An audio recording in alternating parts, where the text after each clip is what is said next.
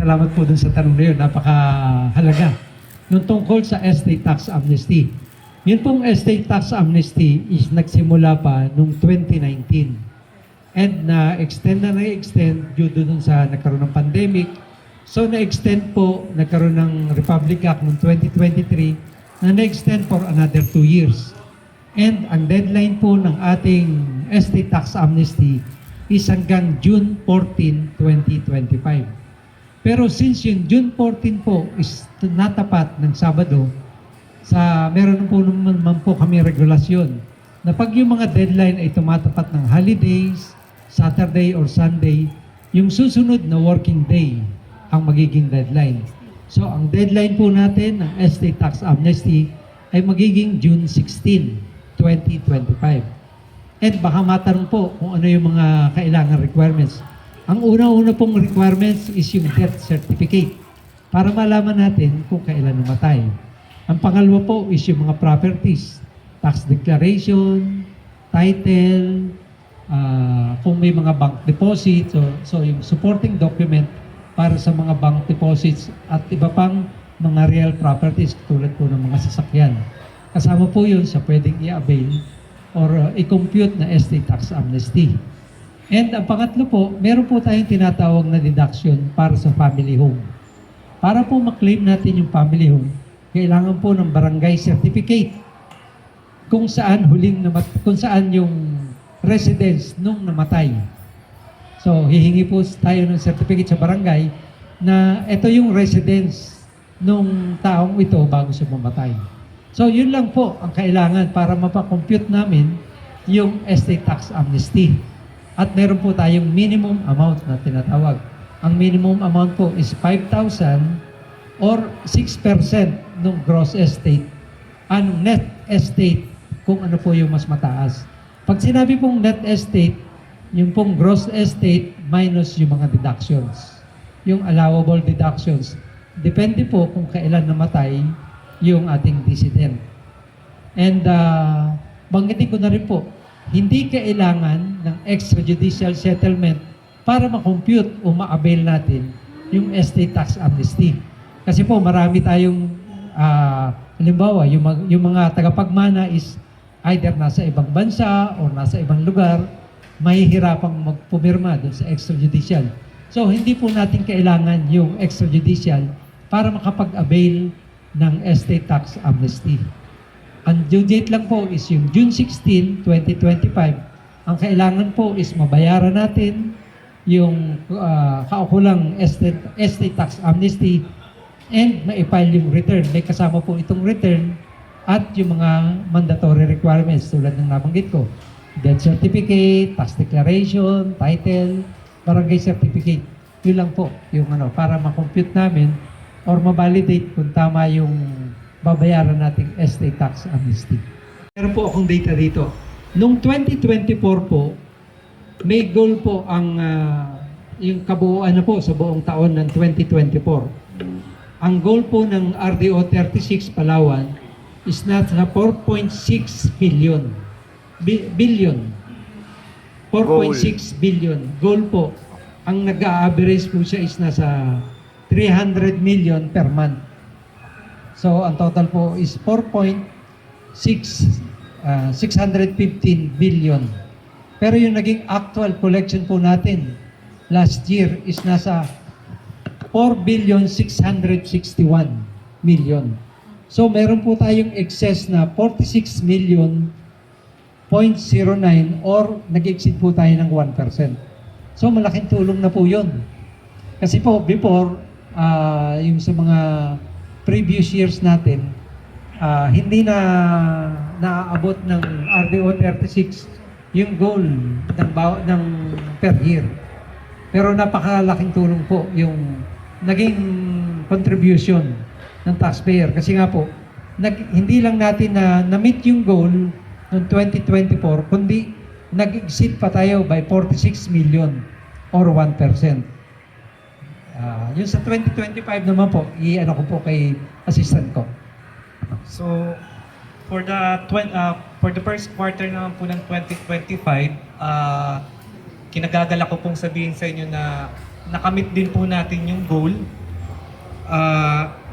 Lumagpas po tayo ng 6.79% sa nakatakdang goal po natin. Ang goal po ng first quarter is 1.137 billion, subalit ang nakuha po natin is 1,214 million. So lumagpas po tayo ng 77 million na may kabuang percentage sa 6.79%. So yung kung titingnan natin from the January to March hanggang ngayon pong April hanggang May, patuloy na tumataas po yung nakokolekta nating buwis.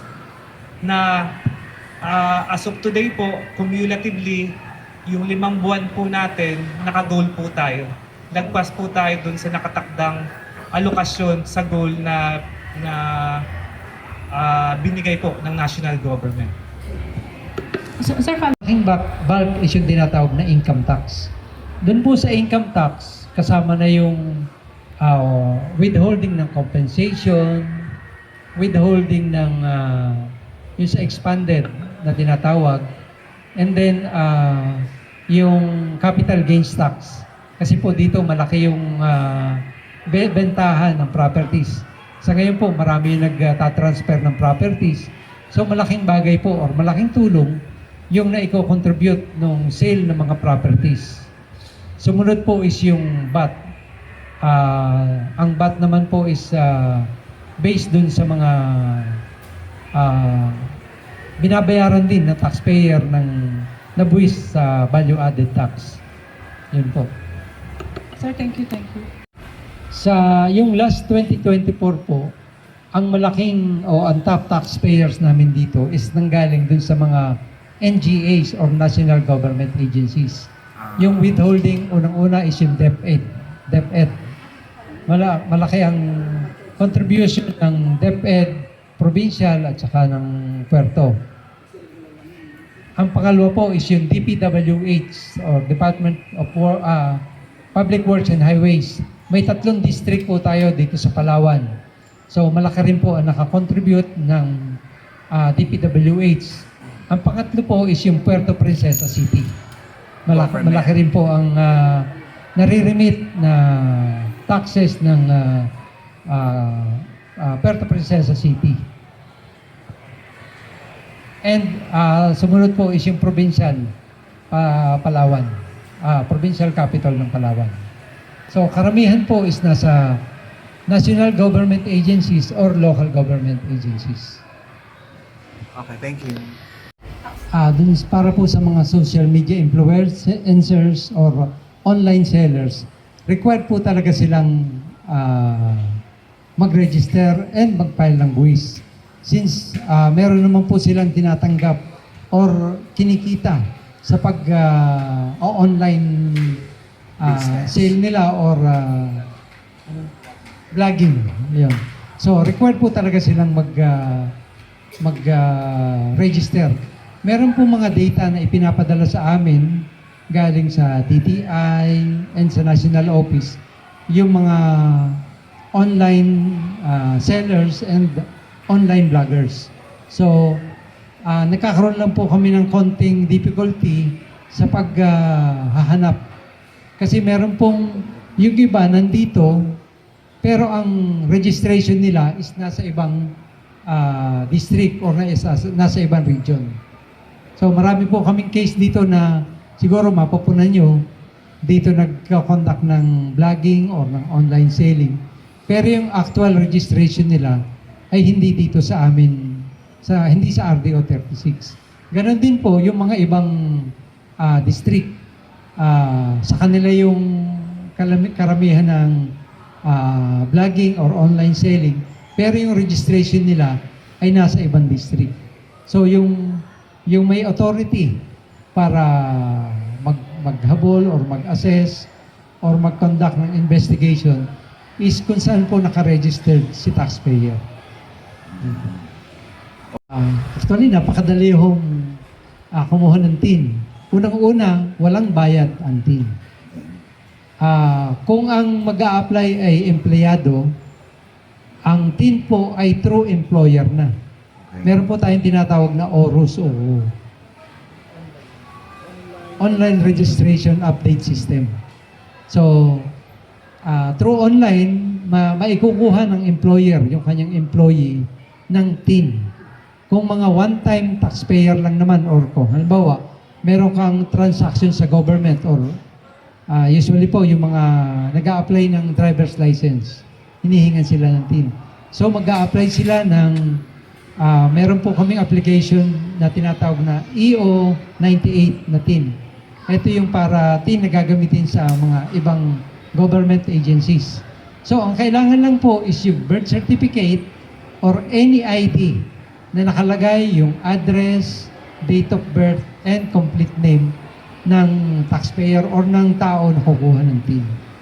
So, wala po kaming application or kasi po baka meron kayo nakikita na nagbebenta ng TIN Yes. sa online. Online. Hindi po valid yung mga TIN na yun. Kahit sasabihin nilang nakuha through system ng BIR, unang-una, wala pong bayad ang TIN. And fake po yung mga TIN na ibinebenta online. Ang pwede lang po is yung sa BIR office mismo, sa district, or yung through OROS system namin. Pag wala pong employer, sir, ano po yung requirement naman? Yun nga po, Mag-a-apply. birth certificate lang or ID, tapos may pinipilapan po na Form 1904 para dun sa mga one-time taxpayer. Yun po yung mga may transaction sa ibang agency. So one time lang po yun, sir. Hindi na magagamit sa iba pang transaction. Hindi po, magagamit na po. As in, Ibig sabihin forever po, yung number yun. kaya po tinawag na one-time is wala siyang ibang taxes na babayaran sa BIR. Kasi po, unlike yung mga employee, may babayaran siyang income tax. Pero yung halimbawa, kukuha lang ako ng TIN, nakakailanganin ko para mag-open ako ng bank account or mag-apply ako ng driver's license. So, wala po siyang taxes sa ngayon na babayarang sa BIR. So, kaya po tinawag na one-time or EO98 na TIN. And then, yun pong TIN na may issue yun is for life na. Isang individual, isang TIN lang po. And then, kung yung iba kumukuha, may corresponding penalties po pag meron kang dalawang TIN. So, kung halimbawa, yung one-time TIN mo, later on, nag-business ka. So, mag-a-update ka na lang po ng TIN. Mag-a-update ka ng registration kung from one time to single proprietor or kung naging professional ka to professional or kung nag-employee ka, magiging local employee ka. Pero same TIN pa rin po. Same tax identification number. Ina-update lang kung ano yung status mo and kung ano yung mga taxes na dapat nating bayaran. Clarify ko lang, sir. So, pag wala pong employer, kailangan na pumunta doon, dalhin lang yung yung birth certificate. Birth certificate or ID na complete yung details po. Oo, national ID, ganun. Yung barangay, hindi na kailangan. Kasi may Hindi na naririnig kami ganun, dumadaan muna ng barangay. Hindi na po, hindi na. Hindi na. Sa BIR office lang, dalhin lang Opo, yung sa district office po. Okay, thank you. Opportunity na rin ito dun sa mga nag-a-apply online. Dun sa mga nag-a-apply o bumibili ng TIN sa through Facebook or any social media. So, unang-una, it's a fake na rin to. Pangalawa, although hindi ito connected sa BIR, so parang binibigay natin yung karapatan natin sa kanila na gamitin yung ating identity. Doon magsisimula yung identity theft po. Kasi binibigay mo sa kanya yung complete names mo, then address, and the birth dates. So, wag natin pong tangkilikin yung mga online TIN application, lalo sa mga social media. Yes, sir.